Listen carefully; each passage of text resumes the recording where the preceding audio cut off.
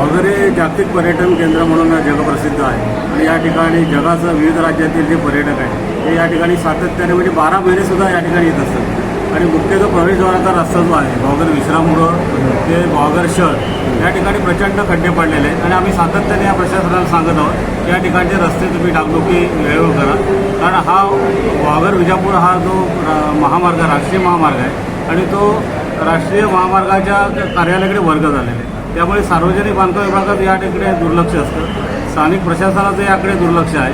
प्रत्येक वेळी एकच कारण सांगितलं जातं की हा वर्ग झालेला राष्ट्रीय महामार्गाकडे आणि या ठिकाणी नगरपंचायत आहे. नगरपंचायतच्या कार्यक्षेत्रामध्ये हा रस्ता असल्याकारणाने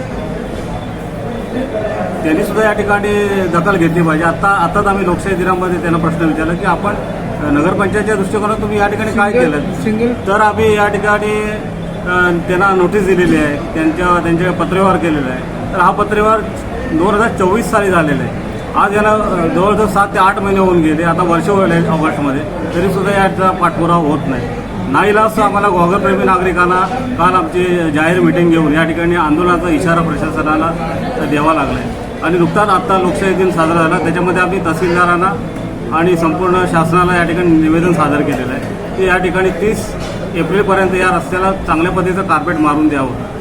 परंतु दुर्दैवाने आज लोकशाही दिन असतानासुद्धा सक्षम अधिकारी या ठिकाणी हजर नाहीत. त्या ठिकाणी दुय्यम अधिकाऱ्यांना या ठिकाणी लोकशाही दिनाला सादर केल्यामुळे आम्हाला या ठिकाणी सक्षम अधिकाऱ्यासमोर बोलता आले नाही. तरीसुद्धा येत्या 2 दिवसामध्ये राष्ट्रीय महामार्गाचे जे कार्यक्षम अधिकारी जे निर्णय घेऊ शकतात अशा लोकांच्या समोर आम्ही वॉगरप्रेमी नागरिक या ठिकाणी बसणार आहोत आणि या रस्त्याचा निकाल लावणार आहोत. आमची फक्त एकच मागणी आहे की येत्या 8 दिवसामध्ये या रस्त्याला कार्पेट चांगल्या पद्धतीनं मारावं, जेणेकरून पावसाळ्यामध्ये कुठल्याही प्रवाशांना पर्यटकांना याचा त्रास होता का म्हणते.